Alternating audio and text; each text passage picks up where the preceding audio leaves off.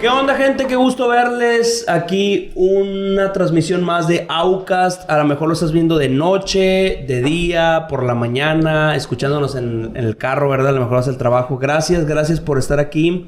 Y hoy tenemos un invitado muy especial, Tadeo. La verdad, estamos bien contentos de tener con nosotros a Yair Corral, una persona que conozco desde hace bastante tiempo, un mentor, un artista. No creo que lo pueda reducir a cantante o a músico, porque creo que la palabra es artista como tal. Un gran ser humano y la verdad, muchas gracias, Yair. Muchas gracias, Tadeo. Muchas gracias, Ismeray. Gracias por la invitación. Yo he estado conociendo un poquito acerca de lo que han estado haciendo. No había tenido oportunidad de ver un programa completo. Vi unas fracciones ahí de un programa que hicieron con el estimadísimo Pancho Jaime. Pero gracias por considerarnos para estar aquí con ustedes. ¿Está bien la distancia? Estamos aquí calando. Sí, calando. No, les invitamos a comentar, a etiquetar, a compartir, a darle like a la página. En la descripción vamos a poner ahí para que sigan a Yair Corral ahí o que lo agreguen. Y estamos en en el mes de agosto y septiembre estamos invitando a artistas, ¿no? Estamos invitando ese ramo que vengan a entrar en un diálogo con nosotros para escuchar su punto de vista sobre la vida. ¿Cómo ha tratado la pandemia a los artistas en esta época? Híjole, Ismael, mira, me haces una pregunta bastante gruesa porque yo creo que uno de los sectores más afectados por la pandemia fue precisamente el sector artístico. Sí. Yo tengo muchos amigos que pasaron situaciones muy difíciles, muy difíciles, que vivían de eso, se les acaba el trabajo, se cierran eventos, se cierran actividades. Luego hay cierre de programas sociales dirigidos hacia el arte y la cultura. Entonces se conjugaron un montón de cosas ahí. Muchos de ellos lamentablemente fallecieron también. O algún familiar, o algún amigo. No, el sector artístico, te lo reduzco en estas palabras, le fue muy mal. Y todavía, ¿verdad? Apenas está como queriendo recuperarse. Bueno, tú actualmente no sé si quisieras compartir un poquito de eso, de en qué trabajas como tal, a qué te dedicas. A mí me encanta. Yo me imagino que haces muchas más cosas aparte del coro de Hermosillo como tal, infantil.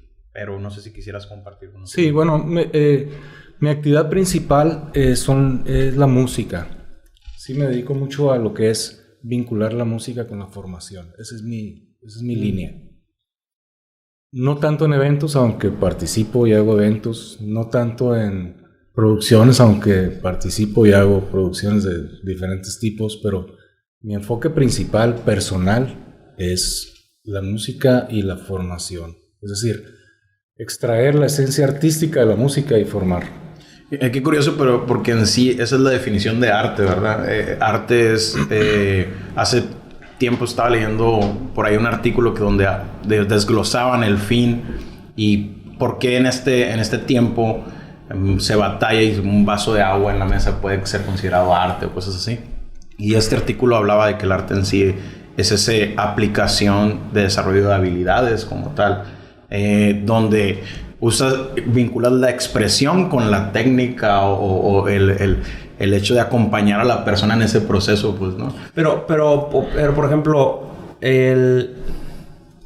esta pandemia vino a exponernos a todos en todas las áreas, ¿no?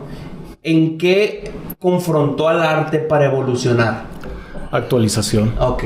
Actualización. Yo creo que aquí uno de los problemas más serios en que se vieron algunos artistas, o nos vimos algunos artistas, es que tuvimos que evolucionar. Y aquí se probó la capacidad de evolución de los artistas. Sí. Y ese es un tema importante. Muchos de ellos, bueno, yo veo con mucho agrado que durante la pandemia, yo creo que llevamos 1 mes, 2 meses de pandemia, y empezaron a surgir nuevas formas de producción artística. Los que cantaban en ciertos foros ahora lo trajeron y se prepararon y brincaron y crecieron y evolucionaron y hicieron y salieron. No sé si recuerdas que al origen de la pandemia empezaron a hacer esas transmisiones de grabaciones de grupos conocidos y que de repente como si estuvieran en Zoom todos al mismo tiempo. Ah, sí, estuvo el genial. Residente, varios, ¿no? Sí. Lo hicieron así, como un ensamble, ¿no? Ah, un ensamble. Bueno, la diferencia es que muchos lo hicieron por placer y por permanencia. Ok. Otros lo hicieron por necesidad. Wow. Claro. Y ahí fue la diferencia. Wow. Por ejemplo, grupos como ellos, que no los critico, al contrario, los aplaudo, me gustan mucho. Residentes de mis favoritos. Muchos de ellos lo hicieron por placer, por permanecer y estar ahí en la escena y no perderse y que la gente no los desubicara. Pero otros se esforzaban igual que ellos, o a lo mejor más, por no tener las mismas herramientas. Los recursos, ¿no? Y tenían que poner un número de cuenta abajo. Pero Wow. eso no tiene nada de malo, al contrario, está bien, deberían de serlo siempre. Claro. Yo les decía amigos, incluso, voy a hacer un paréntesis, en un tiempo yo tuve la inquietud muy fuerte de crear una especie de red de comunidad artística virtual que se llamara Artistas con Valor, donde se hicieran los eventos, pero muchos artistas muy buenos que yo reconozco muchísimo y que los sigo y los veo y que siempre los admiro mucho. Yo les decía, oye, necesitamos reunirnos y hacer una asociación que eduque a la gente o que reculturice a la gente para que lo que tú estás presentando, la gente le dé un valor y te dé una aportación. ¿Por qué? Porque lo que tú estás haciendo vale. Fíjate que mi reacción así es de estar más que sorprendido, fue más de conmovido, porque ahorita que dijiste poner el número de cuenta abajo por necesidad, y digo, men, si ignoramos a los artistas de la calle que se ponen a tocar y hacen obra de arte increíble, o sea, imagínate qué tan fácil también es ignorar todavía más en el aspecto de las redes sociales y todo. Es todo un reto, o sea, para mantenerte ahí en la vanguardia, para mantenerte en la transformación, en el impacto. Yo creo que sí viene a abrir muchas puertas la digitalización. Todo, pues, las plataformas, cómo se abrieron para que tú pudieras subir tu música grabada, o los pintores subir fotos de sus artes. Pero el posicionamiento es muy complicado también. Es muy Sí, complicado. y creo que eso, o sea, está de más decirlo, pero nos afectó a todos. Yo recuerdo cómo inició la cuarentena y nosotros estábamos, como fundación, estábamos en otra ubicación y estábamos pagando una renta el doble de lo que actualmente pagamos aquí. Estábamos en la Colonia Centro, o sea, estábamos por iniciar un proyecto con adultos mayores inclusive, y llega la cuarentena y nosotros somos una fundación que nunca ha bajado un peso del gobierno, de un recurso federal, estatal o lo que sea. Ahorita que ya tenemos un camino de recorrido, decimos, ok, hagámoslo. Pero nunca nos dio por ahí, siempre con las mismas actividades de la fundación. Inclusive Un crecimiento orgánico. Tú nos has apoyado en una de las actividades. Y viene literal al siguiente mes. Yo ya no tenía trabajo, no teníamos de entradas. Sí. Andábamos vendiendo empanadas de maíz, o sea. Y yo me imagino que puedo dimensionar que si por sí el arte de una u otra manera siempre es como que...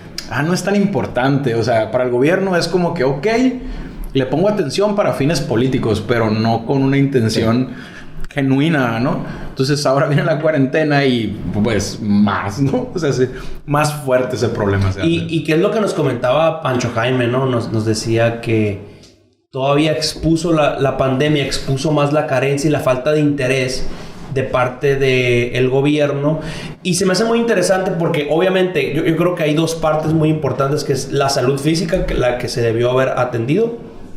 3, la parte económica, pero también esas puertas para encontrar la plenitud y la sanidad mental, pues, y el arte es una puerta, pues, increíble para eso. ¿Tú cómo ves? Así es, ¿no? Definitivamente. Mira, ahorita volviendo a la pregunta inicial, como decías, me preguntas qué es lo que hago. Bueno, te hablo de formación y volvemos al tema, si me regreso a la pregunta, ¿qué es arte?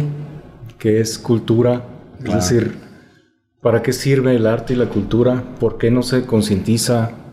Pero nos vamos a enfrentar en un problema todavía mayúsculo, porque la sociedad generalmente se está quejando de que el gobierno no hace las cosas como debe hacerlas, y ciertamente no las hace. Pero terminamos actuando como el gobierno nos marca que actuemos. ¿Qué te quiero decir con esto? qué tan poco importante es para el gobierno. Y tú te das cuenta que para la sociedad tampoco lo es.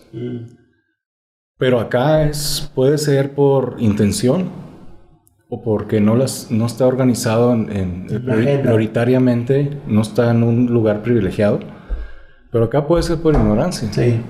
Y es que para mí uno de los problemas grandísimos del ser humano, además de la sinceridad, es la falta de coherencia, ¿no? O sea, la falta de sinceridad. Ajá, la falta de sinceridad y la falta de coherencia, porque te puedo decir, por ejemplo, desde la parte de salud mental, como psicólogo, es irónico que la cuarentena nos ha dejado unos problemas increíbles en esa línea: depresión, ansiedad, estrés, tendencias suicidas.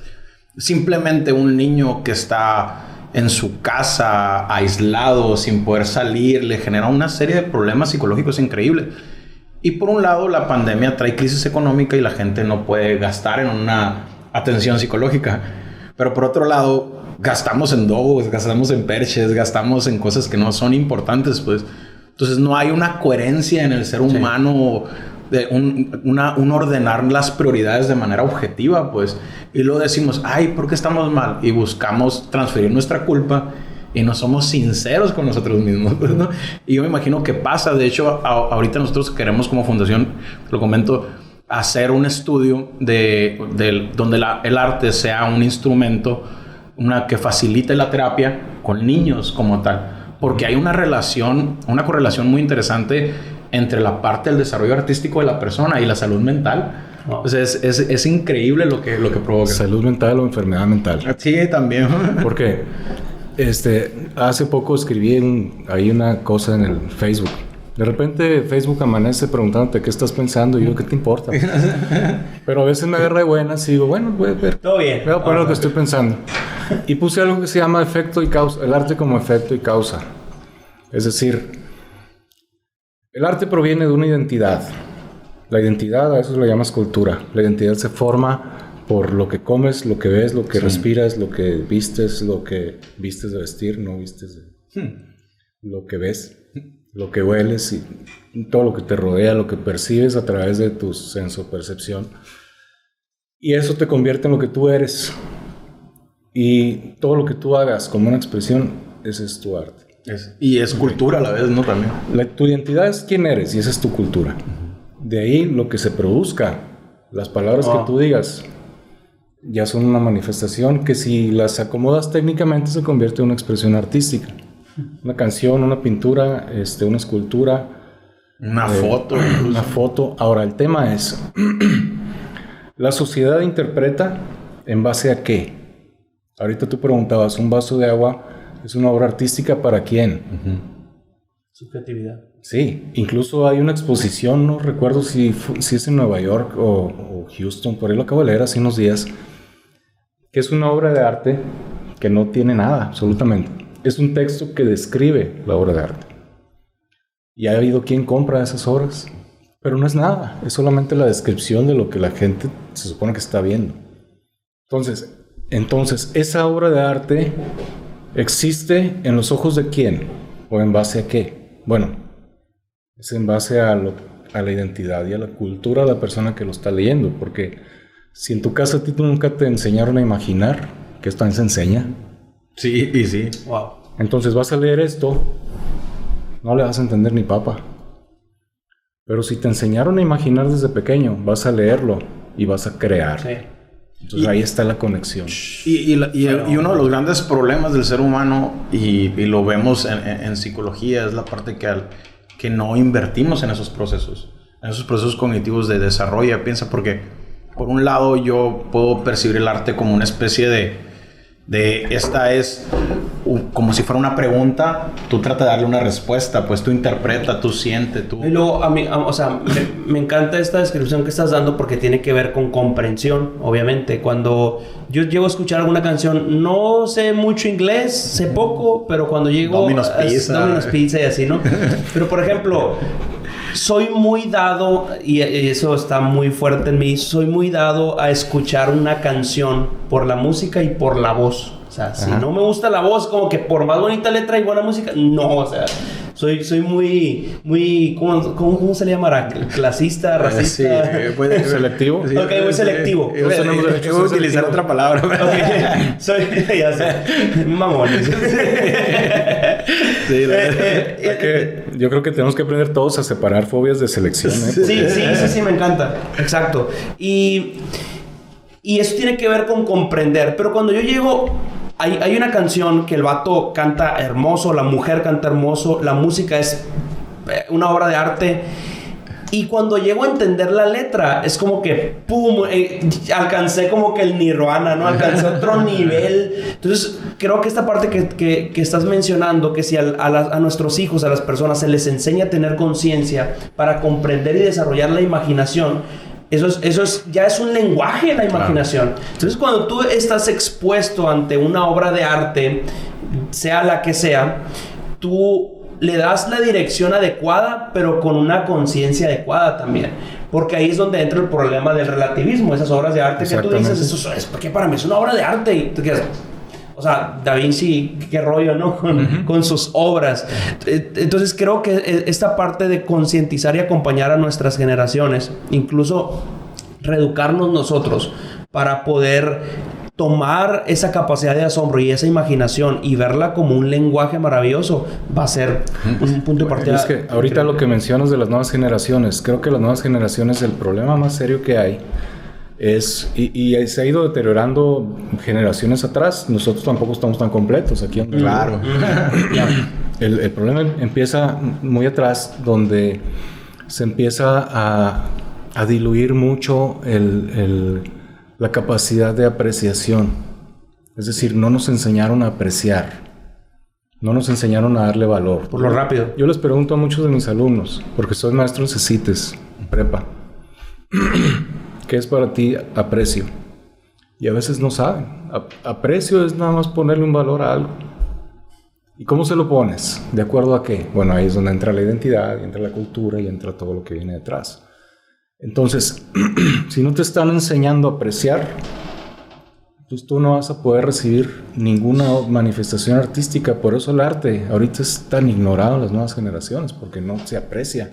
Pero el aprecio viene tanto de la identidad como de la formación. ¿Por qué? ¿Cuántas veces has escuchado, o tú, cuántas veces has escuchado que un chavo de 13, 14 años le pones una obra de las más fregonas, óperas, por ejemplo, o una obra de Mendelssohn, una obra de Bach? Dices, quítame eso, qué aburrido. ¿Por qué? Porque no se sabe, para empezar, la apreciación depende de dos cosas, el conocimiento y la sensación. Sensación, a lo mejor, no te produce nada, pero cuando hay un conocimiento detrás... El contexto, dónde se escribió, sí, todo lo que vivió el autor, sí. O sea, wow. O sea, si yo te dijera, esta obra la escribió, una obra literaria, la escribió una novela, por decir, la escribió un ciego, ¿qué vas a hacer tú? Ah, la torre la quiero ver. Claro. La quiero ver para ver cómo escribió, cómo es su letra, qué imprime. A lo mejor su vida la plasmó ahí, todo su tiniebla que hay acá la convirtió en una luz, en palabras. Yo creo que, por ejemplo, uno ligado a eso, o sea, cuando el boom, siempre el ser humano ha tenido broncas, ¿no? Pero con el boom de la revolución industrial, ese proceso de manufacturación de hay que hacer, y tienes que hacer y haces, y eso te da valor con base a lo que haces. Y la parte por otro carril, la relativización, que todos buscamos relativizarlo, todos decimos, es que esto es arte para mí. También yo creo que son dos problemas, ¿no? Por eso ahí es donde hablas del... Es válida la sensación, pero claro, el conocimiento, claro, o sea, le da un equilibrio. Y me encanta, aquí apunta algo sobre... Entonces, no se puede separar el arte del artista. No. O sea, porque una vez que tú puedes valorar, yo puedo decir, qué fregona esa rola. O sea, qué increíble esa pintura. Yo siempre ando como muy apurado, ¿no? Y mi esposa me enseña ahora y me dice, hey, relájate. Ella es artista, ella es bailarina, es maestra de niñas de ballet y todo, ¿no? Es bailarina y todo. Eso es increíble. Entonces empezamos a ver, yo llego a ver alguna película con ella y está alguien bailando, pintando, haciendo algo y ella está llorando. Yo, O sea, ¿de qué me estoy perdiendo? O sea, ¿de qué discurso me estoy perdiendo? Y ella está llorando y yo, ¿qué rollo? O sea, ¿qué está pasando? Entonces, cuando ella empieza a decir, es que si conocieras su vida, si observaras lo que hay detrás de esa obra, realmente o estarías llorando o estarías emocionado, conmocionado, ¿no? Entonces, yo creo que esos dos elementos son bien importantes para tenerlos ahí. Fíjate que a mí me pasó, pues, tú sabes que toda la vida, desde que me conociste morrito, yo me desmayaba. Sí. Con el paso del tiempo, pues descubrimos que tengo un problema en el cerebro, o me falta cerebro, más bien, ¿no? Porque... Del breakdance. Sí, o sea... Entonces, eso genera o produjo que yo sea epiléptico, tengo... pues de repente tartamudeo cuando ando más o menos y una serie de problemas. Creo que soy epiléptico. Como parte de mi terapia, soy disléxico y disgráfico, o sea, como parte de mi terapia cognitiva me pusieron a escribir. Y pues sí, en la carrera, pues escribes, haces ensayos, monografías, trabajos, y me decía, pero nunca por placer, me explico. O sea, era como... Siempre me gustó leer, pero la parte de escribir, no. Y yo recuerdo que no se me daba. Y empiezo a escribir. Y de repente me dice mi neurólogo, nunca lo voy a olvidar, deberías de empezar a compartir tu escritura. Aparte, pues tu bitácora es tuya. Yo tengo que llevar una bitácora diaria donde hoy, pues, vi a Yair Corral y platiqué con él porque mañana se me puede olvidar. O sea, una cosa así. Y empiezo a escribir y me empiezo a entrar en contacto con una parte de mí, Yair, que no sabía que tenía. O sea, y de repente me encuentro escribiendo poesía, me veo haciendo cosas que yo decía, ¿y esto de dónde salió? Y luego de repente encontrar algo y, ¿qué fregón está esto? ¿Quién lo escribió? Yo lo escribí. O sea, esa parte como que empiezo a llegar a entrar en contacto a través de algo que nunca me imaginé, porque la música siempre me ha gustado. Pero nunca imaginé que la escritura me despertara algo como eso. Cuando veo, es porque este proceso inició hace 4 años, cuando veo los escritos de hace 4 años y los escritos de ahora, veo una evolución y una parte de mí que digo, a la torre, o sea, qué increíble que cuando tú ejercitas esa parte, llega un momento en que esto se está poniendo oscuro. O sea, empecé escribiendo un columpio y ahora estoy hablando de cosas bien oscuras. O sea. ¿Y tú como músico lo experimentas también? Sí, por supuesto. Mira, yo toco mucho por placer. Toco mucho en mi casa por placer. Yo me siento en el piano y por años lo he hecho así. Pocas veces publico cosas, no soy mucho de hacer videos y cosas de esas. Aparte que no me identifico tanto con ese tipo de artista.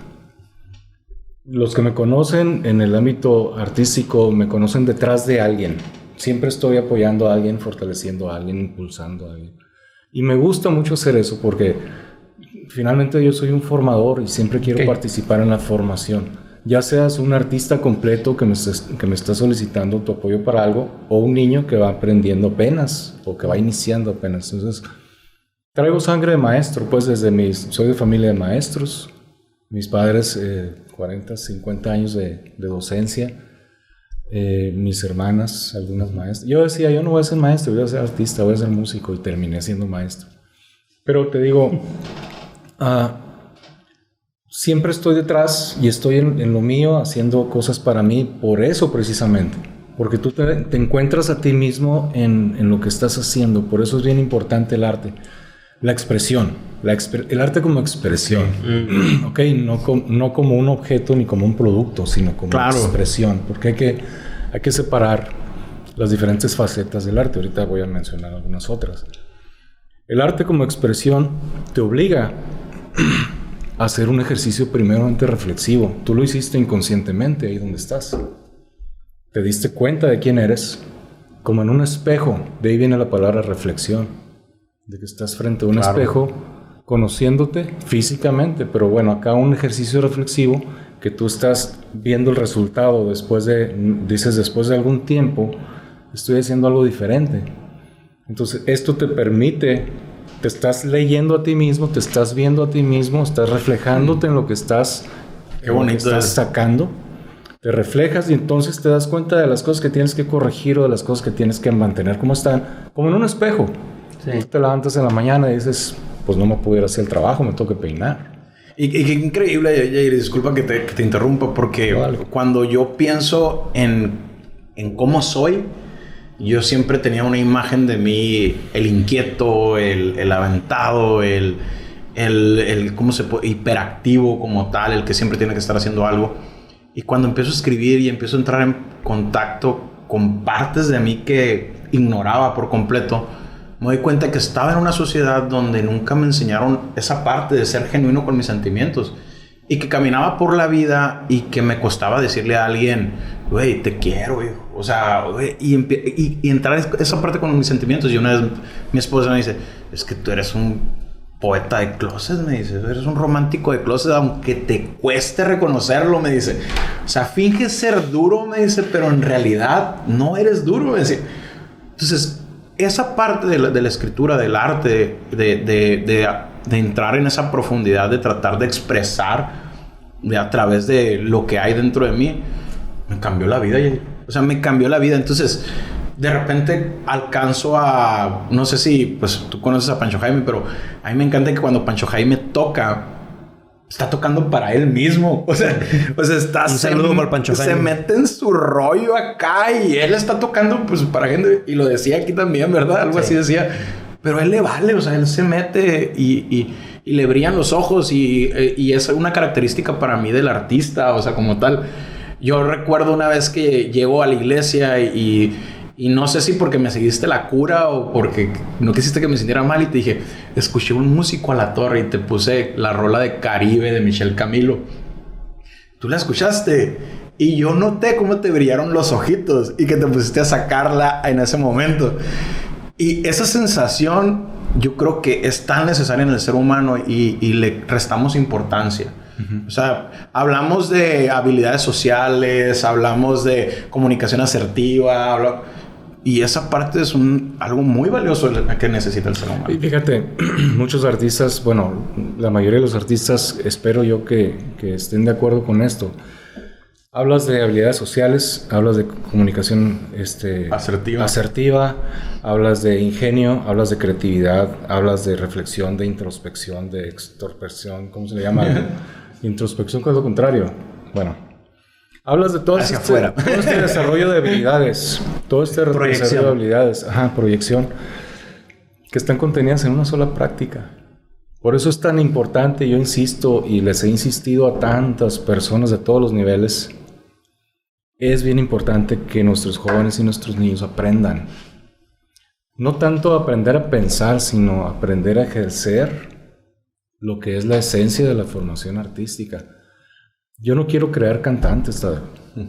Yo no quiero crear músicos, yo quiero crear personas. Bueno, no crear, no voy a usar esa palabra. Acompañar. Quiero acompañar o quiero ayudar a que se formen personas. Por eso trabajo tanto con niños y con jóvenes, porque quiero acompañarles a que ellos puedan desarrollar no una habilidad en sí, sino la facultad o la capacidad, o más bien sí la habilidad de experimentar o de crecer en lo que es precisamente la esencia de la formación artística, que estamos hablando de esto, su capacidad de reflexión, su capacidad de análisis, de autoanálisis. Sí.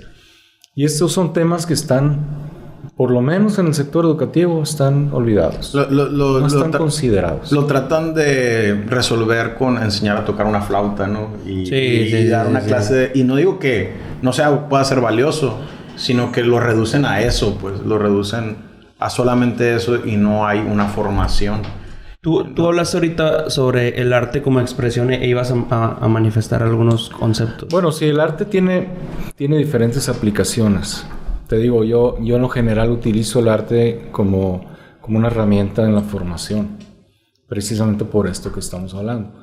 Pero el arte, y tú ya traes un proyecto como eso, por lo que acabas de decir hace rato, tiene aplicaciones en la educación, en la comunicación, en la salud, en la formación, decíamos, en la religión. O sea, el arte tiene participación en todas las áreas de la vida y es el área de la vida que menos atención. Es el niño feo del salón. Pues. Es el niño feo del salón. Y a lo mejor alguno pudiera decir, bueno, hablas así porque eres artista y tú quieres que lo más importante del mundo sea el arte. No, pues simple y sencillamente estoy hablando desde mi profesión y estoy hablando desde mi experiencia. Y el punto es que el arte es una plataforma para el desarrollo de la creatividad, pues. y la creatividad es sumamente importante, tiene una importancia muy grande en el desarrollo natural del ser humano. Hablando del arte, los tres, vamos a entrar en un temita más escabroso para una buena transición. Nomás, antes de que ya sé que vas a brincar de tema, quiero decir lo siguiente porque se me va a ir. Fíjate qué tan importante debería ser, porque, y tiene que ver con a lo que creo que vas a brincar, la parte de que cuando no desarrollamos esas habilidades, que se conviertan en competencias, por así decirlo, terminamos siendo personas que siempre están siendo guiadas también, pues, ¿no? O sea, personas que no saben cuestionar, no saben utilizar, aplicar su imaginación, utilizarla, por así decirlo.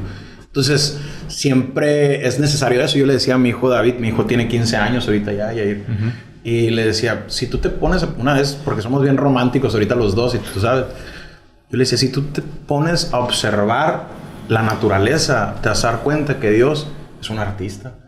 O sea, puedes ver distintos tipos de hojas, puedes ver distintos tipos de colores. Hasta sentido del humor tiene Dios. Parece un estandopero. Ves a alguien bien feo como el Lismeray, por ejemplo. O sea, dice, tiene sentido del humor. Pues, o sea, entonces, a veces hasta esa parte, o sea, ni siquiera nos ponemos a observar que el mundo en sí es una expresión completamente hermosa, pues me explico. Claro, y ahí en esa parte donde al tema donde vamos a entrar, vemos que el arte es sumamente importante para el desarrollo integral del ser humano por la creatividad ayuda y aparte que estimula otro tipo de cosas, ¿no? Los tres venimos de ámbitos religiosos, los tres venimos con un background así un poquito interesante en ese rubro. El arte en la historia, y tú nos puedes dar una cátedra de eso, fue sumamente importante a través de la iglesia, del aspecto religioso, para marcarnos un lenguaje. Pero también ese arte iba conectado con lo que estás mencionando, que muchas veces a lo mejor nosotros no impulsamos el arte porque desarrolla demasiado el sentido crítico, desarrolla también un montón de cosas, o sea, que eres como que un poquito más claro en muchas cosas. ¿Y qué pasa dentro de las iglesias o qué pasa dentro de los movimientos religiosos que ven el arte como un escapismo hacia lo sensual, hacia lo mundano, hacia lo negativo, hacia lo depresivo? O sea, ¿qué rollo con eso? ¿Cuándo nos perdimos de que pintamos, verdad? Cosas increíbles. En las cuevas acá. Anda en las cuevas. O sea. Porque el arte siempre ha estado en la historia del ser humano, ¿no? Sí. O sea, es como parte de su esencia. Sí, lo que pasa es que el arte antes se utilizaba para hacer lo que ahora hacemos a través de medios de comunicación. Antes no existían. Entonces antes se pintaba un cuadro para relatarte una historia.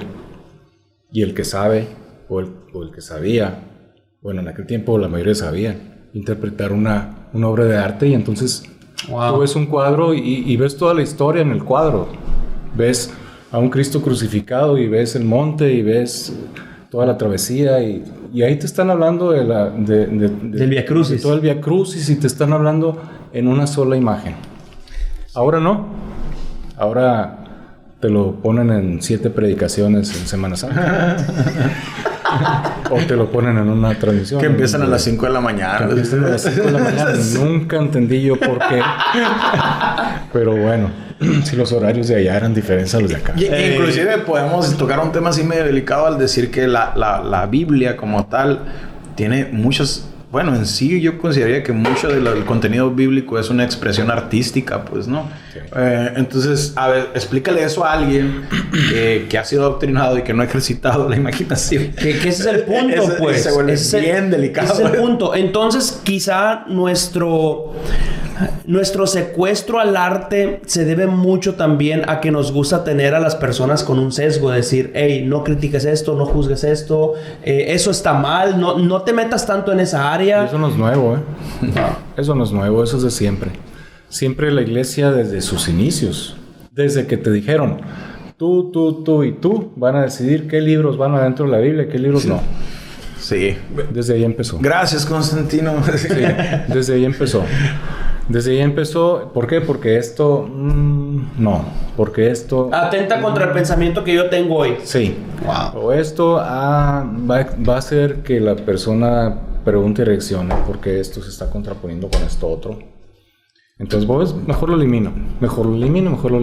Hace un momento hablábamos de que la Biblia, no sé si ya estamos. Sí, no sé si ya estábamos en grabación. No estábamos mencionando de que estaba muy buena la plática. De que la Biblia ha pasado por muchos procesos y lo que tenemos ahorita en las manos es resultado de muchas manos. Pero de ahí, porque ¿cuál fue la pregunta que te hicieron? Bueno. La pregunta está buena, pues. Bienvenidos a Aucas.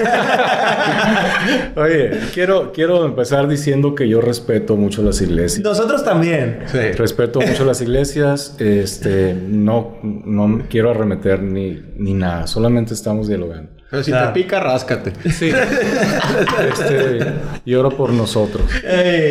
Me preguntaron abiertamente hace unos días, ¿qué piensas de la Biblia y qué piensas del cristianismo actual? Me hice una pregunta en un mal momento, porque yo pasé, pues ustedes lo saben, por un proceso después de haber estado como ministro de iglesia por muchos años. ¿Cuántos años tienes tú? 32. 5 años después a los que tú tienes ahorita, yo estaba todavía involucrado en esa actividad. Entonces salgo de ahí y comienzo una actividad diferente. Comienzo a tratar de hacer lo mismo, pero desde otra plataforma. Comienzo a crear y hacer otras cosas y hasta llegar al punto donde estoy ahorita. Pero bueno, me encuentro con alguien y me hace esta pregunta, como queriendo conocer quién es el Yair ahora. Yo conocí al Yair hace muchos años, pero ¿quién es ahora? Entonces, ¿qué piensas de la Biblia? Como diciéndome, ¿por qué te tatuaste? ¿Por qué cantas esto? ¿Por qué usas esta música? ¿Por qué haces estas actividades? Y el Yair que yo conocía.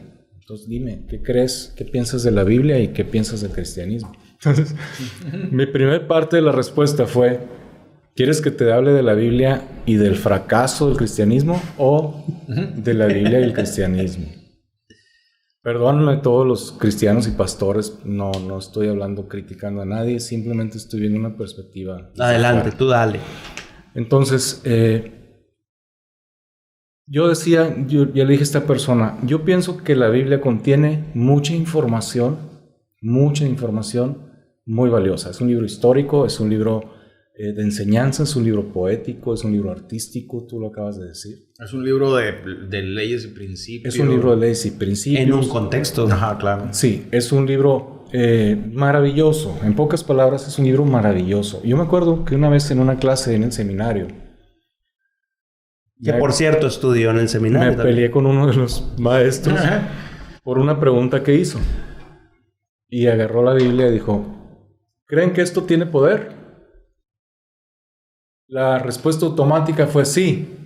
Y dije, no. Y me voltearon a ver. Vi un montón de caritas girando. Como el exorcista, sí. Redonditas y chaparritas. Miren los pantalones de así. Voltearon a ver, ¿qué? Dije, pues no, está hablando de un libro. Y el maestro dijo, sí, estoy preguntando por esto, porque precisamente de esto habla la clase. Pero no te voy a hablar del maestro, no saco esto a colación para hablar del maestro, saco en colación para hablar de los que voltearon a ver. De la reacción que hubo. O sea, según ellos, si yo tengo una herida, me pongo un libro, se me va a quitar la herida. Y no es así. O en COVID te la pones en la frente y no te contagias. Hemos reducido lo esencial por doctrina, pues, o sea, cuando lo poderoso de la Biblia, por así decirlo, es el mensaje, cuando se analiza, que puede provocar una transformación en nosotros. Yo creo que sin mucha complicación, porque aquí pudiéramos estarnos mucho tiempo hablando de esto y se requieren muchas sesiones para hablar de la Biblia, y es un tema delicado y que yo trato con mucho respeto también. Creo que todo se debe resumir a amarás al Señor tu Dios con toda tu alma, con todas tus fuerzas, con todo lo que tienes y a tu prójimo como a ti mismo. Después de ahí, todo lo demás viene a ser complemento. Entonces, cuando todo lo demás se convierte, con todo lo demás se convierte en lo importante, y esto es el complemento. Es decir, me voy a basar en criticar, en ser así, en hacer esto, en hacer aquello. Qué bueno está eso. Y no en ser. Y al final voy a dejar... Qué bueno está eso. Este punto. Yo creo que y esa fue la segunda parte de mi respuesta. Estamos hablando del fracaso de la iglesia. En base a eso la iglesia ha fracasado. En base a eso creo que la iglesia fracasó, y lo digo sabiendo que si algún pastor me está escuchando me va a decir hereje, me va a decir malagradecido, me va a decir... Pero vaya, la iglesia fracasa, ¿por qué? Porque lo que está pasando en el mundo, todo lo malo que está pasando en el mundo es en parte, voy a decir en parte, consecuencia de un mal ejercicio de la iglesia. De lo que hemos dejado de hacer. Porque la iglesia cristiana del día de hoy no tiene nada que ver con la iglesia que Cristo estableció.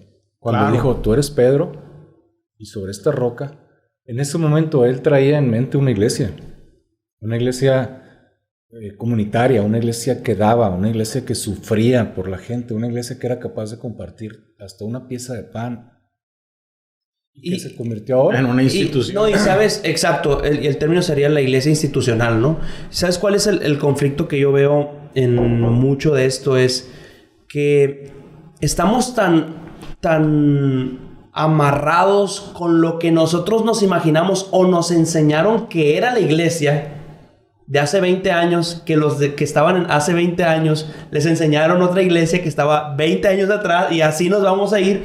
O sea, estamos enamorados o apasionados y aferrados de una nostalgia que nos impide poder verbalizar adecuadamente los principios del reino en esta época, a través del arte, a través de la cultura, a través de todo otro tipo de cosas que están ahí y que Dios llama, pues, y que Dios se puede manifestar de ese tipo de formas. Entonces, creo que gran parte de nuestro conflicto es esa nostalgia hacia el pasado, que ya no va a volver, pero al mismo tiempo nos impide realmente ser relevantes, ahora sí como el término real, en nuestro contexto, ¿no? Hay un libro que se llama de Yatensi Bonilla, Cristo y el cristianismo, dos grandes enemigos. Buenísimo el libro, ¿no?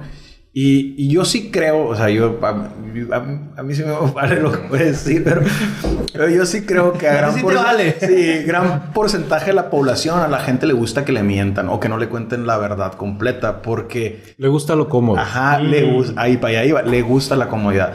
Cuando tú te sientas con una persona, explicarle que el movimiento cristiano o el cristianismo primitivo era una comunidad y alegre, que compartía, que sus reuniones eran como una carne asada y donde iban permeando a través del trabajo social y paréntesis, la solidaridad. es que siempre me acuerdo de memes, ¿no? Cuando dices alguna referencia, y vi un meme que dice: qué interesante que los cristianos no crean en la evolución y en el Big Bang, pero sí creen que una serpiente le habló a una señora, dice.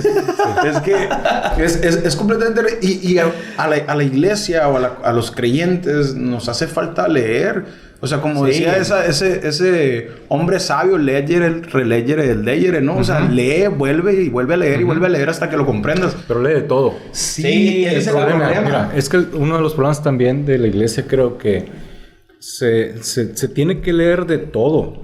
Síntesis, antítesis, tesis, antítesis, y haces tu síntesis. Pero para llegar a esto necesitas saber cuestionar, tienes que saber pensar, tienes que ser atrevido. Entonces te presentan una tesis, pero tú no buscas la antítesis. Y ese es un adoctrinamiento. Entonces, ¿qué sucede? Exacto. Entonces, ¿qué sucede? Para allá iba. De la tesis te vas directo a la síntesis. Wow. Y absolutizas tu perspectiva. No pasaste por el otro. No te abres a la esa es otra. El pensar que tenemos la verdad absoluta, Tadeo. Sí, eso es... Yo creo... Perdón, me estoy emocionando demasiado aquí. Me estoy emocionando. Yo creo... Y hace poco platicaba con unos amigos y decíamos... El problema de las ideologías... ¿Qué pasa con las ideologías? Que hay tantas y cada vez hay más. ¿Qué pasa con las ideologías y por qué? Hace unos meses también hice una publicación de las que Facebook te pregunta qué estás pensando. Y te agarró buena. Y me agarró con tiempo. Okay. ¿Y qué estás pensando? Entonces yo pongo, bueno, yo creo que la humanidad no se va a destruir por una guerra ni por una pandemia. Se va a destruir porque no puedes conciliar ideologías. Wow. El problema de las ideologías es que cada ideología pretende tener una verdad absoluta. Entonces, como yo tengo una verdad absoluta, me cierro a tu verdad, aunque tu verdad contenga complementos para la mía. Claro. Entonces, ¿cómo es que en una religión, voy a decir religión utilizando el término denominación? Sí, en lo institucional. Bueno, sí. Como en una denominación, pues, difiere de otra. Estamos en el mismo campo de batalla y estamos difiriendo una denominación de otra. Estamos usando la misma Biblia y porque alguien hace 10 años atrás o 20 años interpretó un texto, ya tenemos un nombre diferente y ya nos contraponemos entre sí. Claro, y cuando la Biblia dice, la misma Biblia dice, sin conocimiento, sin visión, sí, el pueblo perece. Y me encanta cuando dice, transfórmate por la renovación de vuestro entendimiento. Y cuando dice ahí, habla de gnosis, o sea, habla de piénsale, de échale ganas. Y de una deconstrucción, o sea, de una deconstrucción constante que está siendo confrontada con un concepto distinto. Renovación. Ok. Renovar es tumbar y volver a levantar. Sí. Y ahí está esta parte. El día de ayer yo trabajo en una universidad y venía de Ciudad Obregón para acá porque tenía una conferencia. Sin marcas, a menos sin marcas, sí nos patrocina. y llegué y mi jefe, la verdad, lo admiro un chorro. Es un vato, es un gran líder, ¿no? Es un muy buen líder. Sí, no te va a subir el sueldo. No quiero subir. Menos que digas el nombre. Me habla y me dice, Isme, estás a punto de pasar una conferencia porque iba a dar una conferencia en línea donde iba a estar él y todo el personal y los papás y los alumnos, ¿no? Y me dice, no quiero que te vayas a asustar, pero hace días hablaron conmigo porque tú diste una conferencia y te pusimos en la página de la universidad para que supieran quién iba a ser el conferencista.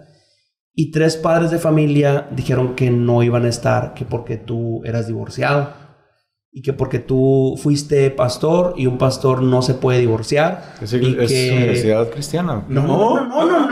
Eso es lo peor. Eso es lo más increíble, pues. Entonces, mi jefe me habla y me dice, no quiero que lo tomes personal. Y la neta, si llegan a saltar, tú no hables, yo voy a hablar. Y los voy a poner en su lugar. Porque no puede ser. Quiero suponer que son cristianos. O sea, no han leído Mateo 7. O sea, un besote, mi jefe. Pero, o sea, indignado acá, no. Y me sorprende y me da risa porque le comento a mi esposa y le digo, oye, no te lo vas a tomar personal, ¿ok? Yo no me está afectando. A mí me dio risa, pero pasó eso. Y mi esposa, me dan ganas de vomitar porque no manches cómo estas personas... Incluso dice, ponle que hayas hecho algo. Tiene que ver con tu trabajo secular. O sea, no eres un violador, ¿ok?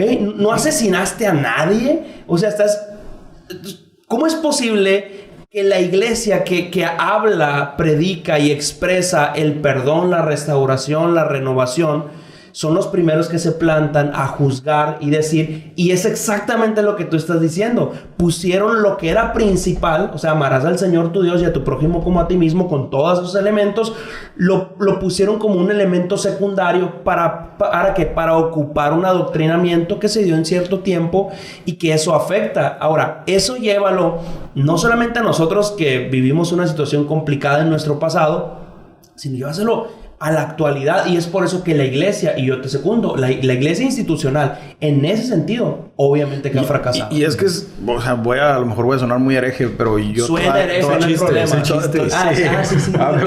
Yo todavía no he llegado a ese punto de investigación, pero por más que yo le busco, yo nunca he visto a un Jesús que busque derrocar al judaísmo como tal. O sea, en ningún momento tratando de hacer esa exégesis yo encuentro. Al contrario, él simplemente siempre tratando de decir, yo vengo a establecer el reino y el reino está aquí, es ahora y habla, y yo no vengo a quitar la ley, vengo a que se cumpla. ¿Y qué es lo que hace el ser humano? Agarra un mensaje transformador y lo institucionaliza. Trata de explicarle a un creyente, viejo, que el 25 de diciembre es el equinoccio del Dios Sol. No puedes, viejo, no puedes. Entonces, pues, te metes no celebramos el Día de los Muertos, pero sí el 25 de diciembre. Y por falta de leer, de leer de todo, de aprender, de entender que el conocimiento no es malo. Y sí, yo estoy de acuerdo que el conocimiento o la mucha letra mata en el sentido de que es doloroso aprender. Porque te vas, como se dice, quitando muchas cosas que te enseñan de manera equivocada. Y cada cosa que vas quitando te duele, como cuando te enteras que no existe Santo Claus, viejo, ¿me explico? O sea, cuando te enteras que no hay menores de edad viendo este programa, ¿no? No, perdón. No que yo sepa, somos muy aburridos para ellos. Pero eso que dijo, pero dijo Aristóteles, él dijo, la raíz de la educación es amarga, pero el fruto es dulce. Ok, entonces en el proceso de esa restauración vamos nosotros quitando un montón de cosas. A ver, un músico a poco cuando ya sabe algunas cosas y es lírico, ¿verdad? Y aprendió el solo y empieza ahí a ser espontáneo y se aventa unos solos bien machín, lo que tú quieras. Va a una universidad con una universidad de música, obviamente, se va a topar y le va a pegar en su ego. ¿Pero qué? Pero le está ayudando, ¿no? Sí, el conocimiento es doloroso. Hay un maestro que decía que la neta, mis respetos para Gabriel Gil, decía, información, sin formación, causa de formación. Y es una frase que yo trato de acompañarla y creo yo que aplica para nuestra fe también. O sea, no puede ser posible que como en este tiempo donde tenemos acceso a tanta información, no tengamos ese deseo de ir a corroborar cosas, pues me explico. O sea, está como vivimos en un tiempo, ayer, antier, hemos atendido a personas que se sientan y dicen, oye, es que es el ungido. Pues es el ungido. Y yo digo, oye, sí sabes que en la Biblia también hablan del profeta. Y el rol del profeta es la denuncia. O sea, el hecho de que sea el ungido, que sea el rey, que sea el pastor, que sea el apóstol, que sea lo que sea, no tiene una verdad absoluta. O sea, tú puedes cuestionarlo. Hay un rol profético en cada uno de nosotros donde si algo no está bien, es nuestra responsabilidad, aunque peligre nuestra vida, decirle, hey, carnal, con todo respeto, eso no está bien, ¿me explico? O sea, entonces se me hace irónico todo esto, pues, ¿no? En la parte de que nos gusta que nos hablen suavecito porque nos gusta la comodidad. Sí, y sobre todo cuando te confrontan con una situación donde tienes que cuestionar el trasfondo y ahora sí que el efecto y el sacrificio que tendrás que hacer con esa información, sí. Porque cuando tú recibes una información nueva y a través de tu reflexión y tu cuestionamiento te das cuenta de cosas, viene un sacrificio de parte tuya. Wow. Que es donde decías tú que el conocimiento es doloroso. Entonces, ¿a qué me refiero con ese sacrificio? Que le tengo que buscar la aplicación y que si lo quiero aplicar correctamente, entonces voy a tener que cambiar cosas. Renovación. Y aquí viene renovación. Ahorita que decías, nos dan verdades absolutas. Esa es una parte. Una cosa es que nos den la verdad absoluta. La otra cosa es que yo reciba la verdad absoluta. Sí. Y para mí, hablo como sociedad en general, lo más cómodo es decir, está bien, esa es la verdad absoluta y me quedo con ella. No me meto en problemas, no necesito leer, no necesito buscar. Si tú me dices que brincando un pie o caminando a rodillas hasta el cerro me voy a ir al cielo, me voy al cielo. Me es más fácil. Sí. Me es más fácil caminar de rodillas que renovar mi sistema. Que ser coherente con esa renovación, ¿no? Se me hace como, no sé cómo explicarlo, pero se me hace como un poquito que a veces llega a personas o al platicar con ellas traen amarguras y traen dolores y simplemente porque a veces no somos lo suficientemente valientes para cuestionar nuestro sistema de creencias. Y lo andamos echando la culpa a los demás cuando la responsabilidad empieza aquí. Hay una frase de Voltaire que a mí me gusta mucho, no me acuerdo si es así, pero dice, puede que no esté de acuerdo con lo que digas, pero defenderé con mi vida tu derecho a decirlo. Voltaire, sí. Y a veces esa es la parte también que yo considero, te presentan una verdad y tu responsabilidad es, ok, es tu verdad, la analizo, la checo, me cuadra, porque tengo también procesos lógicos y a veces que buenas a primeras no me cuadra, pero puedo respetarlo y puedo entrar en ese diálogo. Y ahorita en estas nuevas generaciones, y creo que en todas, ¿no? A veces como que hablamos mucho de la generación de cristal como si fuera algo súper novedoso. Obviamente es algo amplificado muchas de las cosas. Sí. Pero está mucho cerrado a la parte esa que decimos de abrirnos a un diálogo ideológico donde no estoy de acuerdo, pero respeto y esta es mi verdad, lo que alcanzo a percibir, acerquémonos juntos. Esa parte de acercarnos juntos al entendimiento de la verdad, siento que está muy difícil. Y qué loco, porque aplicándolo al arte, ambos tienen conocimientos, tenemos perspectivas distintas, pero ambos estamos admirando la misma obra. Sí. Y en un diálogo, en el desarrollo de la vida, por eso yo decía que es la importancia del arte, te da un desarrollo increíble en tu avance, en tu evolución. Y uno de ellos es eso. También la capacidad de decir, ok, es lo que tú percibes. Y qué fregón que tienes un sustento. Porque también es el relativismo decir, es lo que tú piensas, pues todo bien, pero sin un sustento, pues. Entonces, si ambos públicos o receptores estamos observando una obra, estamos viéndola, oye, pues entremos en ese debate, en ese diálogo donde podamos enriquecer. Y yo te aseguro que después de esta plática ninguno de los tres está haciendo el mismo. Ajá. Fíjate, eso que estás mencionando, de ver una misma obra de arte desde tres perspectivas, es como una analogía a las ideologías. Tú te paras frente a una obra y tú puedes decir, me gusta, y yo puedo decir, no me gusta.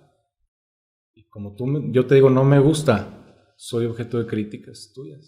O soy tu enemigo, o me marcas una línea, o te empleitas conmigo, o intentas establecerme que debe gustarme. Pero aquí es donde hablaba yo de la conciliación de ideologías. Si tú entiendes por qué a ti te gusta y por qué a mí no, ahí está el punto. Tanto tú como yo debemos entender por qué a ti te gusta y a mí no. Pero, y vuelvo otra vez al inicio, vuelvo otra vez a la causa. Tú tienes un constructo de ideologías, subideologías, de contextos, de culturas que conforman tu identidad, de formación y todo lo que recibiste desde tu nacimiento o antes de tu nacimiento. Yo tengo otro. Eso me hace a mí, y te hace a ti, dar un valor.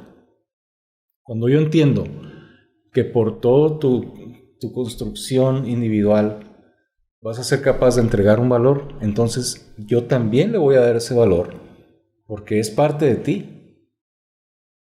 Es decir, yo no tengo por qué obligarte ni tratar de imponerte que la obra de arte produzca lo mismo que en mí. Es como decir, no, lo rico de eso no es nuestra similitud, sino nuestra diferencia. Exacto, claro. Exacto. Entonces, ¿por qué te gusta a ti? ¿Por qué no me gusta a mí? Bueno, a mí debería interesarme, y hablo como representante de una sociedad con ideologías diferentes.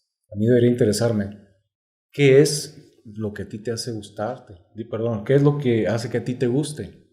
Para entonces yo extraer ese beneficio y enriquecer mi ideología. Yo creo que, por ejemplo, ahí aplica desde una parte filosófica o no sé si va más por ese lado, que cuando comprendamos que, por ejemplo, si la verdad es esta, realmente nunca la tenemos completamente. O sea, no hay una verdad absoluta, simplemente entre todos estamos tratando de acercarnos a la comprensión de esa verdad, pero nunca llegamos a alcanzarla. Porque somos seres limitados, seres finitos, y la verdad literal se escapa de nuestra comprensión. Yo creo que sería muy sano para el ser humano tener la conciencia de que nunca vamos a encontrar la verdad absoluta. Así es. Sí, debería ser muy sano. De que estamos en el camino, pero que nunca vamos a llegar. Porque el saber que puedo llegar me hace creer que ya llegué. Fíjate que a mí me sucedió. Qué bueno. Porque mi esposa... Me da mucha risa porque la esposa de Lismerac nos parecemos mucho, su esposo y yo. Y mi esposa se parece mucho a Lismerac. En pensamiento, en personalidad. Así acá que yo... ¿Qué rollo aquí? y mi esposa... Yo soy una persona que dice que soy... de la Matrix. ¿O qué? Sí, acá un error de la Matrix. Mi esposa y yo, según yo, soy muy racional y me gusta cuando yo discuto, cuando yo hablo del bienestar del ser humano, me gusta llegar a través de pensamientos lógicos, racionales. Y mi esposa es bien sensitiva. O sea, es así es que tú siéntete, escúchate, o sea, sé coherente contigo, o sea, hace esto y yo. Eso es charlatanería, güey. O sea, es así, una onda así, ¿no? Y es bien hermoso porque su verdad, cuando yo empiezo a abrir mis ojos o a abrir mis sentidos a lo que ella me comunica, me doy cuenta que si yo voy a cruzar el Parque Madero, carnal, y lo tengo que cruzar, yo voy viendo dónde se acaba el Parque Madero. Sí. Pero ella va, mira qué bonito árbol. Mira esta flor, mira eso. Y yo, no me interrumpas, estoy tratando de cruzar. Llegar allá. No me detengas. Y se vuelve bien, bien bonito porque cuando yo empiezo a abrirme a lo que ella ve de lo que es el bienestar, empiezo a mejorar yo, pues, o sea, empiezo a reducir mi estrés, mi ansiedad, empiezo a escuchar mi cuerpo, empiezo a ver, porque pues yo soy epiléptico y a veces no veo el límite de cuando empiezo a sentirme mal, porque quiero seguir trabajando, quiero seguir... Y ella me dice, escúchate. Y a veces, ahora que me abro a su verdad, a su forma de percibir el bienestar, estoy en mi casa y voy a salir y tengo muchas cosas que hacer, pero digo, a ver, algo no me está cuadrando en mi organismo, algo no me está no estoy completamente bien. Entonces, cuando nos abrimos a eso de que la verdad la estamos intentando alcanzar y que lo que él percibe y lo que tú percibes y que yo percibo complementan nuestra perspectiva o nuestra, ¿cómo se puede decir? Esencia de lo que es la verdad, y complementa, no destruye, sino que aporta, es lo hermoso. Y lo que tú dices de que nunca la vamos a alcanzar, hay que intentarnos acercar, pues. Y siempre nos vamos a acercar también con la perspectiva del otro. Así es. Exactamente, o sea, tu perspectiva es un escalón para mí. Y la tuya es otro, aunque seamos... Aunque tú dices, ¿qué pasado la y eso no es muy triste, porque no sé ni cómo vamos en el tiempo, pero no, ya vamos a ir cerrando. Sí, vamos a ir cerrando el rayo. Sí. Pero es bien interesante, porque cuando los dogmas, yo no sé qué fue primero, si el establecimiento de los dogmas como tal es algo que casi como el huevo o la gallina, o el rito, o nuestra forma de ser, de hacer introspección o de analizar nos llevaron a construir dogmas. Es como que a veces no entiendo qué fue primero, pero obviamente si somos más apegados a la parte social vamos a entender que no. O sea, en el movimiento fuimos estableciéndolo. Lo que a veces no entiendo es por qué la permanencia de ello con tanto avance. Cuando un creyente, para mí, sigue aferrado a ciertas cosas que ni siquiera le son lógicas. Programación. Sí, esa es la parte que yo digo, no manches. O sea, ¿cómo es posible que sigas aferrado a eso si ni a ti mismo te convence, pues? Entonces, romper la burbuja es un proceso muy doloroso y que requiere mucho valor. Mira, somos seres, voy a utilizar una palabra dura, pero con mucho respeto. Somos seres amaestrables. Domesticables. Así es. Domesticables está más light, pero sí es. Pero está bonito, está más bonito. Amaestrables significa que nos conducimos en base al resultado o a lo que voy a recibir a cambio. Entonces es muy fácil que se establezcan dogmas, porque si los altos líderes de todos los ámbitos, políticos, religiosos, económicos, primero que nada son sociólogos y conocen el funcionamiento de las sociedades y el ser humano. Entonces establecen algo sabiendo cómo va a reaccionar el ser humano. Entonces te establecen un dogma que vas a seguir y te vas a sentir cómodo ahí. Por eso permanece. Claro. Y por eso es tan difícil. Una vez me acuerdo que en una reunión de jóvenes, no me acuerdo si en Visión Juvenil o algo así, hicieron un ejercicio donde te dicen, toma tus manos así. Entonces, háganlo. A ver. Voy a poner así Ahora, para que se vea. Cambia la posición de los dedos. Ahí ya sientes una diferencia. Sí. Algo tan sencillo, pero estás sintiendo una diferencia. Sí. La presión y todo es diferente. Todo. ¿Por qué? Porque tus manos están acostumbradas a que automáticamente desde que estás pequeño lo haces de la misma forma, pero cuando lo haces diferente, hay una pequeñísima diferencia. Bueno, si llevamos eso a nuestra conducta, al campo de la psicología conductual, un pequeño cambio te genera un trastorno, una sensación. Entonces, es lo que decías ahorita, es muy difícil romper la burbuja, sobre todo cuando la burbuja es cómoda.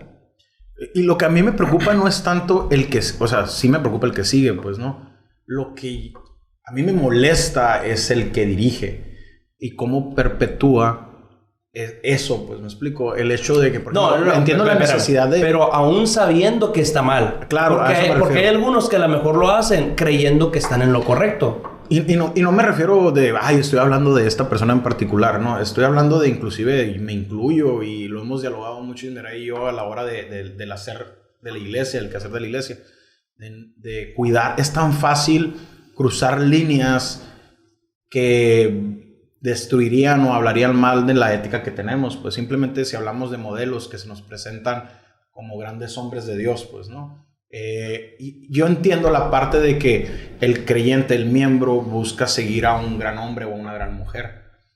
El problema es, para mí, que es básico entender que no hay productos terminados. Que el creyente o el que sigue debe entender de que, es un hombre, es una mujer que está tratando de ser una buena persona, pero no debo hacer una construcción de una divinidad, de un hombre o de una mujer que está en eso. Lo que yo ahí siempre estoy así, ¿por qué lo hacemos? O sea, ¿por qué es tan fácil? Inclusive es tan fácil manipular, es tan fácil agarrar a una persona que va en un camino en la construcción de su fe y agarrarlo y meterle algo que no le va a aportar, sino que lo va a ayudar a caer o a... Y ese problema es que te creíste el personaje que estabas... Eso, yo digo, ¿por qué perpetuamos la idea de superhombres, de supermujeres? Y por qué la gente que es creyente, que es parte de una comunidad de fe, le gusta creerse esas mentiras y presentamos modelos que son irreales? Y lo veo en la farándula, lo veo en la política. Y es que están personificando las frustraciones internas, pues. Entonces alguien de ese nivel llega a equivocarse o llega a decir, ¿saben qué? Yo soy un ser humano. No floto. No floto, o sea, me hago popó también. O sea, hago un chorro de cosas, no pasa absolutamente nada. La vida sigue, vayamos adelante, busquemos nuestra espiritualidad. Y lo que se derrumba es la expectativa que crearon de ti. O sea, ese nicho que tú proyectabas o que tú validabas en ellos, ¿verdad? Como que no ven a Jesús, pero ven al pastor. Y yo me acuerdo de un pastor que decía, somos ángeles. O sea, y la Biblia dice que somos ángeles y esos ángeles deben reflejar la gloria. Pero caídos. De Dios. Y es que el problema ahí es que te venden lo que quieres llegar a ser. Claro. Es decir, te proyectan hacia lo inalcanzable, pero que tú soñarías o quisieras ser. Por eso el dilema de las redes sociales. Ahorita todo lo que es Instagram, Facebook, vidas bonitas, TikTok, hermosas, parejas preciosas. Sí. Las mejores imágenes, hombres y mujeres, todo el mundo proyectando riqueza, todo el mundo proyectando... Sí. Y eso es lo que pega, y eso es lo que jala, y eso es lo que tiene esclavizado a medio mundo ahí. Y pasa, pero pasa desde hace mucho. Y ese es el daño de la simulación, de intentar simular algo que no somos, nos aleja del camino básico de mejorar como personas. Pues en el momento en que tú presumes tener un matrimonio wow, sí, en ese momento te estás alejando de ese ejercicio de mejorar en tu matrimonio. Totalmente. Güey. Porque dejas de ponerte frente al espejo y poder tener esa parte reflexiva. Igual cuando me da mucha risa a mí que tengo, no voy a decir nombre, tengo amigos que presumen a sus hijos como Einstein, bro. O sea que lo tienen en curso de esto, curso de aquello, curso de lo otro. Y le digo, oye, déjalo vivir su infancia. O sea, como el que dice, mi hijo ya tiene 2 años y es bien inteligente, maneja el iPad perfectamente. Y le dice el otro, no, tu hijo es un tonto, el iPad es el inteligente. Sí, es que a ese nivel llegamos. Yo hace poco atendía a una persona en una plática y lo tenía a su niña que en clases de baile, en clases de esto, en clases de aquello, en clases de lo otro. Y le digo, ¿por qué tratas de vivir tus frustraciones a través del desarrollo de tu niña? Pues, o sea, ¿y por qué te genera tanta ansiedad y la compartes y la presentas como si fueras así, wow? Un saludo para mi amiga. Entonces, a veces a eso llegamos, pues, y dejamos de ser objetivos por tratar de vivir un mundo simulado. Y lleva esa metáfora a la parte del liderazgo, que también quiere el líder ver vidas perfectas, a su equipo de trabajo perfecto, que no se equivoca, y cuando alguien llega a equivocarse, ¿a cuántos músicos no viste que lo sentaron tú en la iglesia? ¿A cuántos lo sentaste? Deja tú las razones por las que se sentaron músicos. Exacto, y tú te quedas, ¿por qué? Porque nosotros mismos perpetuamos esa parte y estamos viendo que lo que ellos a lo mejor pueden vivir, la frustración que está en nosotros, o sea, nos mantiene. A mí hace poco me invitaron a una mesa de diálogo pastoral así, de pastores así jóvenes, open minds y así. Relevantes. Sí, así como dice que acá, ¿no? Y no voy a decir nombres, pero un saludo para mis compas. Y les decía, porque estaban hablando precisamente del ministerio de la música, la alabanza como tal. Y me hicieron una pregunta, oye, en Storage, ¿qué rollo con la comunidad gay? Me decían. Y yo, ¿qué onda de qué, güey? O sea, ¿cuál es la pregunta? O sea, sí, o sea, que no saben que somos la primera pareja. Y en medio de eso, les digo, a ver, si lo que ustedes me están tratando de preguntar y se están haciendo mensos, es la parte de si en la iglesia de Storage vamos a recibir a la comunidad gay, güey, claro. ¿Qué diferencia para mí? Les voy a decir que yo soy un arrogante y que puedo ser muy enojón y puedo ser hiriente y que tengo una serie de problemas fatales en las cuales intento trabajar. de una persona que es homosexual desde su perspectiva. ¿Qué diferencia hay de que yo me pare y dé una plática sobre la palabra a una persona que piensa, vive y siente en un área de su vida diferente? Le decía. O sea, ¿por qué tengo que ser yo quien la juzgue? Le digo. ¿Por qué? Les decía. Y pues me sacaron de la comunidad, ¿no? Pero en medio de eso, o sea, a veces yo creo que así de irracionales llegamos a ser. Juzgamos al que se divorcia, juzgamos al... No sé, juzgamos a una persona por la cantidad de dinero que pueda tener o producir o lo que sea. Y vamos por la vida juzgando y juzgando y juzgando. Y cuando alguien nos juzga, decimos, ay, ¿por qué me juzgan? Totalmente. Somos incongruentes. Y lo doloroso para mí es el hecho de que no nos enseñaron, también creo yo, a ser sinceros con nosotros. O sea, a veces inclusive siento que súper reafirmamos a nuestros hijos. O sea, los sobreestimulamos. Tengo un amigo que quiero muchísimo y le sacamos carrilla de que él es el yo más, ¿no? O sea, de que, ay, leí un libro, yo leí 3, así. O sea, es esa persona que... Y le sacamos curas y le digo, a ti te sobreestimularon, te dijeron que eras bien bonito, pero carnal, estás feo. O le dijeron que era muy feo. ¡Claro! Y entonces él trata de proyectar. O sea, es como esa parte de aprende a ser sincero contigo, o sea... No es para nada. Sí, batea tu liga. Y eso fue lo que le dije a Lismeray. Y aquí está. Y aquí estoy. Claro, es cierto. Oye, Jair, muchas gracias. Muchas gracias. Antes de irnos, me gustaría hacerte 2 preguntas. Número 1, ¿qué le diría al Jair del 2021 al Jair del 2020? Del año 2000, perdón. ¿Qué diferencia, no? Quédate en casa. Quédate en casa. Al Jair joven del año 2000, ¿qué le diría? Pero tienes nomás 30 segundos. O sea, esa es la pregunta, porque o sea, volviste en una máquina de tiempo y tienes 30 segundos para darle un consejo al Jair del 2000. ¿Al Jair del 2000? Sí. No dejes de amar a Dios igual que ahora. Qué fregón. Así de simple. Mira, mucha gente ahorita me ha preguntado cuál es mi perspectiva en cuanto al cristianismo. No sé si estoy muy lejos del micro. ¿Cuál es mi perspectiva? O si sigo siendo cristiano, si no sigo siendo cristiano. Me han preguntado qué es Dios para ti. ¿Es real Dios? ¿Dónde está Dios? Me han preguntado. Y la última respuesta que di de eso, y me estoy dando cuenta que me preguntan muchas cosas al respecto, pero bueno. La última respuesta que di fue: Dios está donde tú lo quieras tener. Dios puede estar en tu casa, en tu trabajo, en tu familia, en tus hijos, en tus sueños, en tus anhelos, en tu noviazgo, en tu divorcio, en tu crisis, sombra, en tu crisis, en tu luz. O puede no estar en una parte, pero tú decides. Entonces me preguntan, ¿eres cristiano? Yo digo, digamos... Bueno, primero defíneme el término cristiano. Eso asusta, ¿verdad? Ahora sí cuido mucho. Sí, otros también. Antes decía, sí, soy cristiano. Ahora no, ahora digo, a ver, defíneme qué piensas tú del cristianismo. ¿Qué es para ti ser cristiano? Pues que vas a la iglesia y que... No. Entonces no. No soy ese. No soy esa persona. Si la pregunta es si sigo teniendo a Dios como el centro de mi vida, sí. Si sigo, dándole todo, sí. Si sigo esperando todo acerca de lo que Él ha prometido, sí.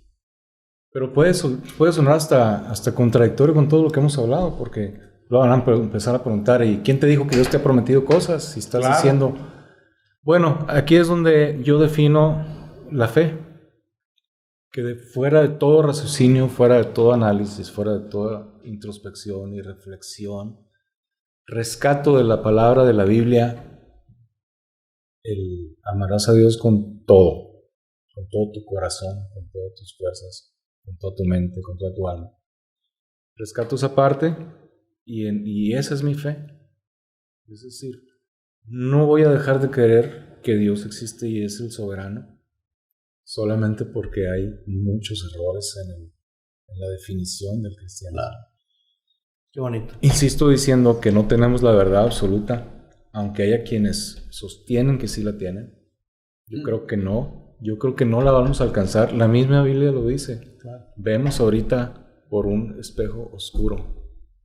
¿Verdad? O sea, ¿de dónde sacas que estás entendiendo todo? Pues? ¿De dónde sacas que estás comprendiendo lo más profundo de las intenciones de Dios, lo más profundo del mensaje. No lo vamos a entender. Estamos muy pequeños para eso. Sin embargo, vamos en el camino. Yo creo que lo importante es ir caminando hacia la búsqueda de esa verdad. Y en algún momento, no en esta dimensión, qué bonito, se la vamos a encontrar. Yo creo que si nos enfocáramos en eso que dices a la torre de tratar de comprender el punto tan insignificante que representamos en el universo, aprenderíamos humildad. Sí. Humildad, el saber que no tenemos ni la menor idea, pues, ¿no? O sea, y no me quiero ver enfadoso, pero podemos estar conectados a un aparato y no saberlo, pues. Y no me quiero ir a ese extremo y es solo una metáfora. Por cierto, hacer el tráiler de Matrix. Yo, la verdad, te agradezco muchísimo, Yair. Antes de cerrar, de que cierre también Ismael, veo que, pues, ahorita traen algunos eventos, o bueno, el que yo he visto es el 16 de septiembre. Sí. No sé si quisieras compartirlo para si alguien se anima. Pues ya pasó, ¿no? Porque esto se ha transmitido semanas después. Ah, no, pero... Ay, sí es cierto. Qué acabamos de tener un evento muy padre hace una semana. ¡Qué cabeca, yo no! Lo que pasa es que vivimos en el futuro. Sí. Estamos hablando, bueno, es una paradoja. Este programa se debería llamar El Error de la Matrix. Sí, ¿verdad? Sí, aparte, va a salir... Ya acabamos de... Gracias por ir.